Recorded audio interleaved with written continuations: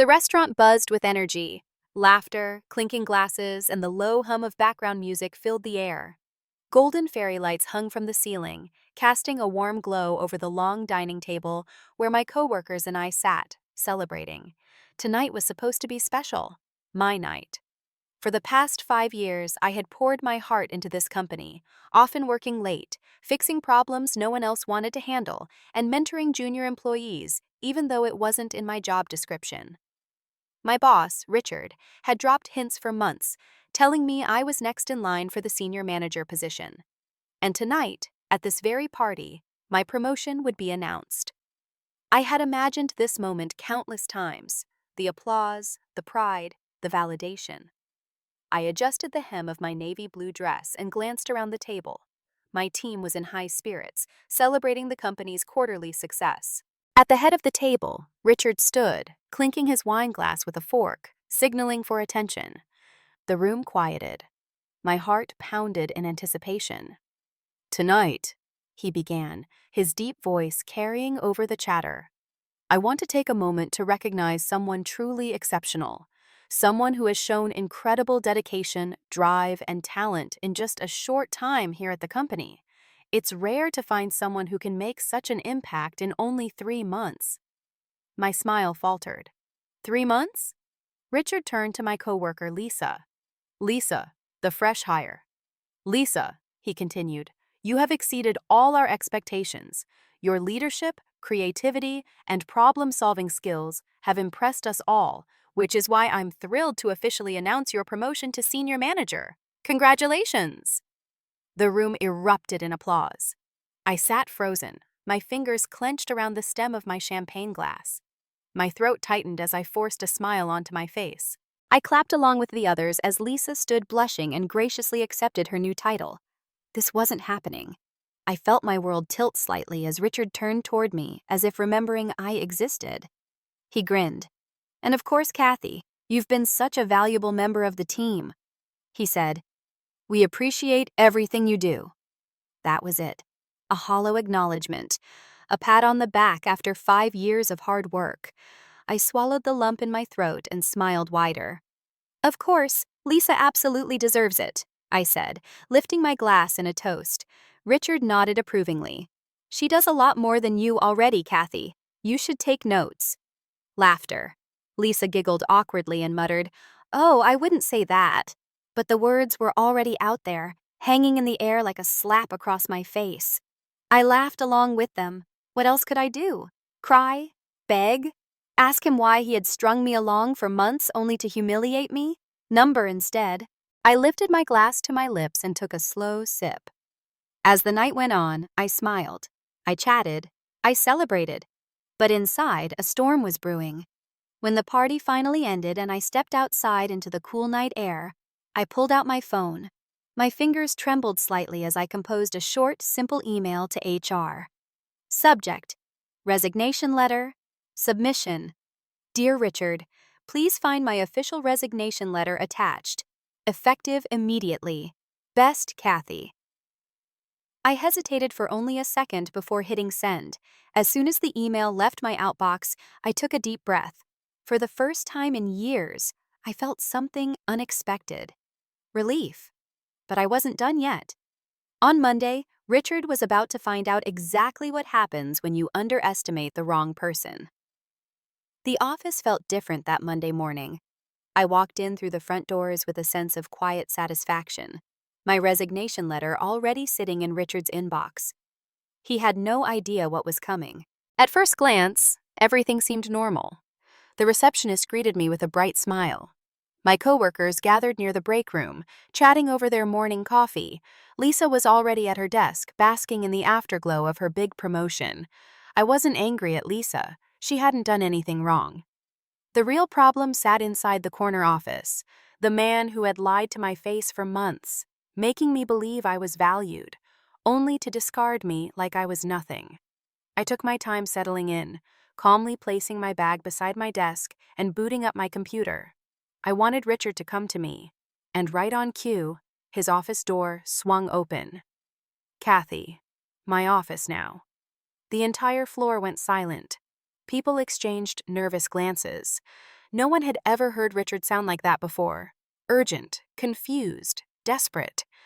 I stood up slowly, smoothed my blouse, and walked into his office. The door clicked shut behind me.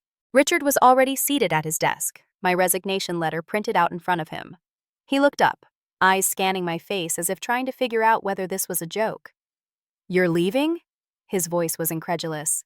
"Yes." I sat down across from him, folding my hands in my lap. "Effective immediately. But why?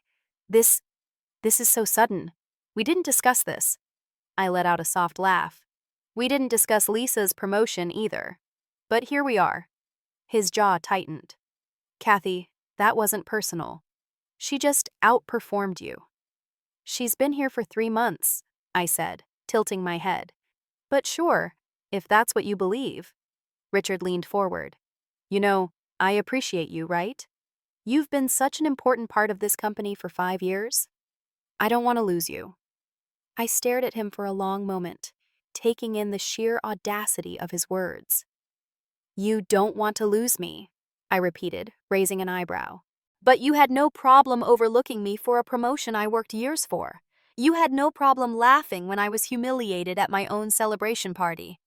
And you had no problem telling me to take notes from someone who just got here." His expression shifted, his usual smug confidence beginning to crack. "Look," he said, running a hand through his hair. "Maybe I made a mistake. Maybe I should have handled it differently.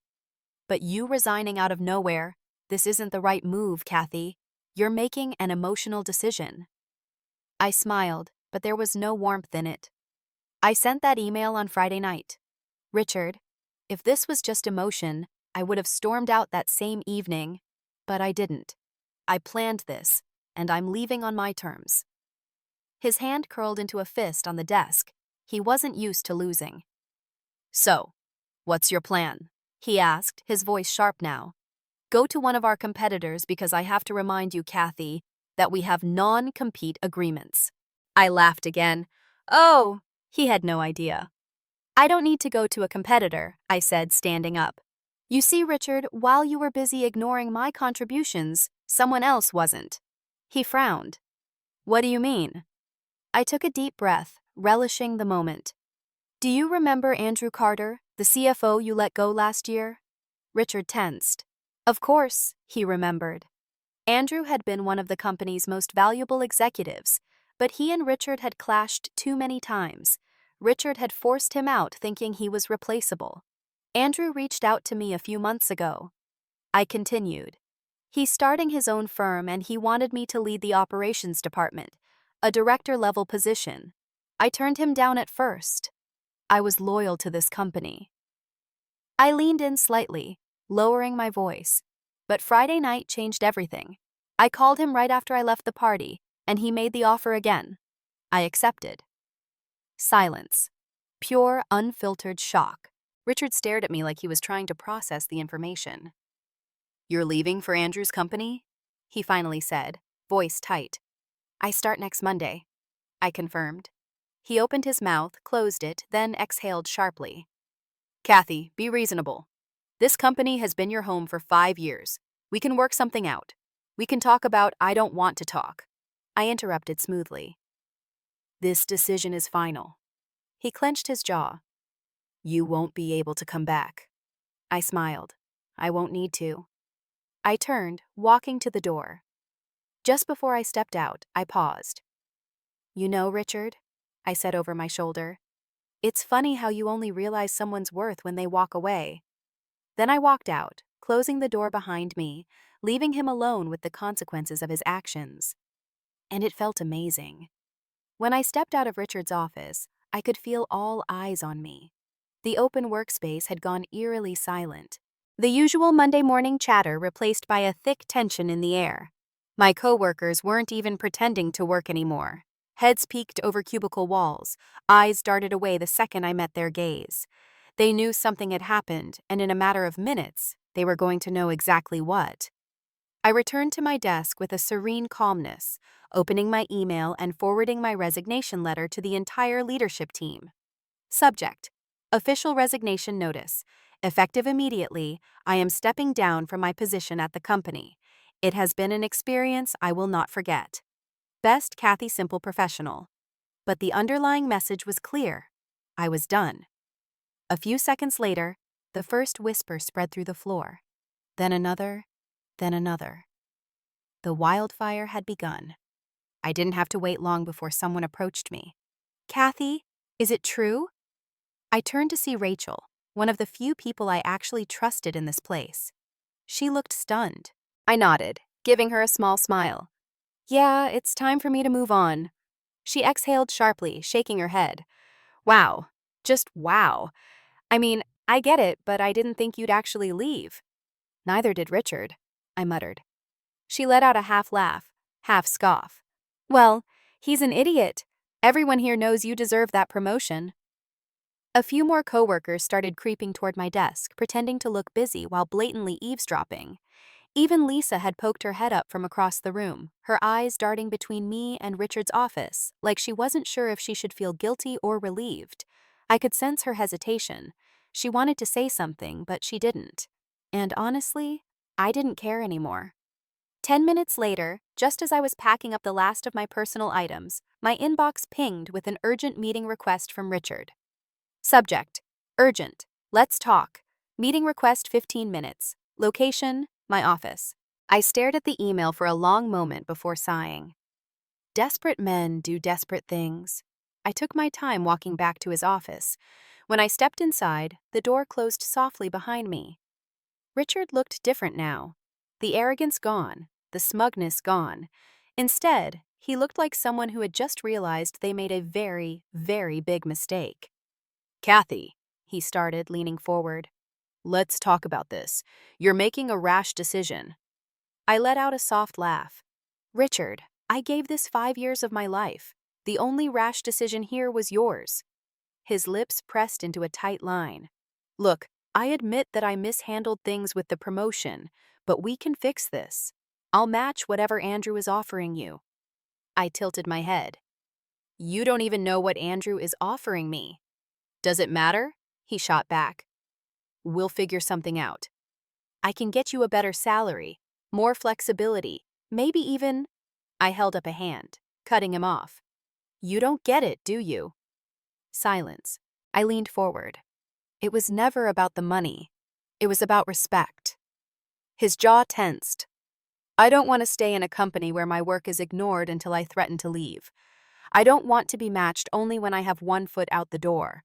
If I wasn't valuable to you before, why should I believe I suddenly am now? Richard's nostrils flared slightly. He wasn't used to losing control of the conversation. Kathy, be reasonable. You're walking away from a stable position for what? Some startup that might not even succeed. I smiled. That startup is being run by someone who values my contributions, and I'd rather bet on myself than stay in a place that treats me like I'm disposable. I stood up. Goodbye, Richard. And with that, I walked out. Packing the last of my things felt surreal. As I carried my box to the elevator, a few coworkers clapped softly, small acknowledgments of my silent victory. They knew. Lisa, still sitting at her desk, finally gathered the courage to stand up and walk toward me. Kathy, I didn't know. I raised an eyebrow. Didn't know what? Her mouth opened, then closed again. She knew. Of course she knew. She might not have orchestrated it, but she had benefited from my loss. It's fine, Lisa, I said, not unkindly. Enjoy the promotion. She flinched, but I was already stepping into the elevator. As the door slid shut, I let out a slow breath. This wasn't just the end. This was the beginning. The Monday after I walked out of Richard's office for the last time, I stood in front of a sleek glass building, taking in the sight of my new beginning, Carter and Associates. Andrew's company was smaller than my old one, but it pulsed with energy and ambition. It was filled with people who were building something, not just maintaining a machine that someone else had created. I stepped through the doors, feeling something I hadn't felt in years. Excitement. No more being overlooked. No more being undervalued. No more Richard. As I rode the elevator up to the top floor, my reflection in the mirror, doors looked different, more confident, more alive. This wasn't just a new job. This was freedom. The moment I stepped into my new office, A real office with floor-to-ceiling windows and a door that I could actually close. I knew I had made the right choice. The morning was filled with introductions, meetings, and onboarding. But everything about it felt different from my old workplace. For starters, people here actually listened. During my first leadership meeting, Andrew turned to me smiling. "Kathy, I want you to take the lead on our new initiative. We're restructuring operations, and with your experience, you're the best person for it." Just like that. No begging, no proving my worth over and over. They already knew my value. I nodded, suppressing the urge to glance around and see if this was some kind of test. "I'd love to," I said simply. A few of my new colleagues smiled in approval. Andrew nodded as if he had expected no other answer. This was how things should be. No games, no politics, just respect. The first sign that things were falling apart at Richard's company came 2 days after I left. My phone buzzed with a message from Rachel. "Rachel, Kathy. OMG, Richard is losing it. Ever since you left, everything's a mess." I smirked, but I kept reading. "Rachel, he had to call an emergency meeting because no one knows how to handle half the things you used to do. Turns out Lisa doesn't actually do more than you already. She doesn't even know what she's doing." I laughed out loud. Of course. Of course, Richard had overestimated Lisa's abilities and underestimated mine. A second message came in. "Rachel. Oh, and get this. 3 clients already reached out asking for you by name. When they found out you left, they weren't happy." I felt a rush of satisfaction. Richard had spent years taking me for granted, and now he was learning a lesson he should have learned a long time ago. Some people are not replaceable. That afternoon, while reviewing strategy documents in my new office, my assistant poked her head in. "Kathy, you have a call on line 1. It's a company called Dawson & Company. They said they used to work with you and want to discuss moving their account over." I blinked. Dawson & Company was one of the biggest clients at my old company. "Put them through," I said, keeping my voice steady even though my heart was pounding. A moment later, I heard the familiar voice of Mark Dawson, the CEO.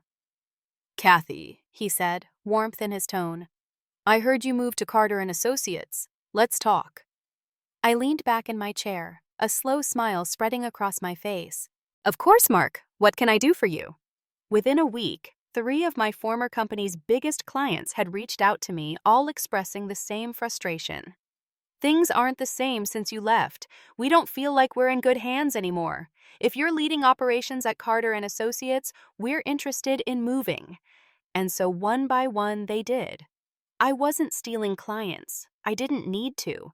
They were leaving on their own because they trusted me, not the company I used to work for. And Richard, he was scrambling. Rachel kept feeding me updates. "Rachel, Lisa is drowning. She's not ready for this role at all." I heard Richard yelling at the leadership team in a closed-door meeting this morning. "Rachel, the board is furious about the client losses. Investors are not happy. Word is they're putting pressure on Richard to fix this fast." I could only imagine the look on his face, the panic, the regret. And the best part, I wasn't even trying to hurt him. I was just thriving somewhere else. That Friday afternoon, just as I was finishing up for the day, my phone buzzed with an email from Richard. I raised an eyebrow and opened it. Subject: a proposal. "Kathy, I'd like to have a conversation. I believe we can come to a mutually beneficial arrangement. If you're open to it, let's set up a meeting next week to discuss options. Looking forward to your response, Richard." I leaned back in my chair, laughing softly. He was desperate, and for the first time in 5 years I had all the power. I stared at Richard's email for a few moments, letting the sheer irony of it settle in. The man who had dismissed me so easily, the man who had laughed at my expense, the man who had told me Lisa does a lot more than you already was now the one reaching out. And I knew exactly why. His world was falling apart. I took my time crafting my reply. No urgency, no desperation, just calculated control. Subject: a proposal. "Richard, I'm available for a brief meeting Monday at 10 a.m. Let me know if that works for you. Best, Kathy." I hit send and closed my laptop. I wasn't walking into that meeting to negotiate. I was walking in to watch him squirm. At precisely 10 a.m., I walked into the familiar glass office building I had left behind weeks ago. Everything felt different. The receptionist hesitated before greeting me, unsure if I was a guest or a ghost from the past. Employees stole glances as I passed by. They all knew. And then, as I stepped into Richard's office, I saw him. He looked terrible. Dark circles under his eyes, a nervous energy in the way he sat, his fingers tapping restlessly on the desk. He wasn't the same arrogant man who had belittled me weeks ago. "Thanks for coming in," he said, forcing a tight smile. I sat down, crossing my legs and placing my hands in my lap. "Of course. What's on your mind?" He exhaled and leaned forward. "I won't waste your time. We need you back, Kathy."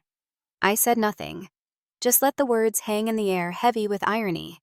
He continued, "I underestimated your role here. I'll admit that. But we can make this right. If you return, I'm prepared to offer you a substantial raise, a senior executive title, and full decision-making authority over your department." He sat back, clearly expecting me to be impressed. I wasn't. I tilted my head. "So, let me get this straight. You had 5 years to recognize my value, 5 years to promote me, 5 years to respect my work." I let that sink in before continuing, but instead you passed me over for someone with 3 months of experience and told me to take notes on how to be better. And now, after losing key clients and watching your company spiral, suddenly you're offering me everything I deserved all along. Richard's jaw tightened. "Kathy, come on!" I held up a hand, stopping him. "Let me ask you something. If I never left, would I be sitting in this chair right now? Would you have given me this offer out of appreciation? Or are you only doing it now because you're losing control?" His silence said everything. He tried to mask it, but I saw it in his eyes. The truth. He never saw my worth until it cost him everything. I let out a small, amused laugh. That's what I thought. Richard's desperation broke through. "Kathy, be smart about this. You have history here, a future. Do you really want to throw away all the hard work you put into this company?" I smiled. "Richard, you still don't get it, do you?" I stood up, smoothing my blazer, and leaned slightly forward. "I never needed you. You needed me, and now you're finally realizing that." His face darkened, but I could see it, the flicker of panic behind his eyes. I turned, walking to the door, but paused just before stepping out. "You should take notes, Richard," I said softly, echoing his own words back at him. "Maybe next time you'll learn to value the people who actually make your company run." Then I walked out, and this time I never looked back. Back at Carter and Associates, things were thriving. Our client roster had nearly doubled. More and more companies were leaving Richard's sinking ship and turning to us. And then, on a quiet Friday afternoon, Rachel sent me one final update that made me laugh out loud.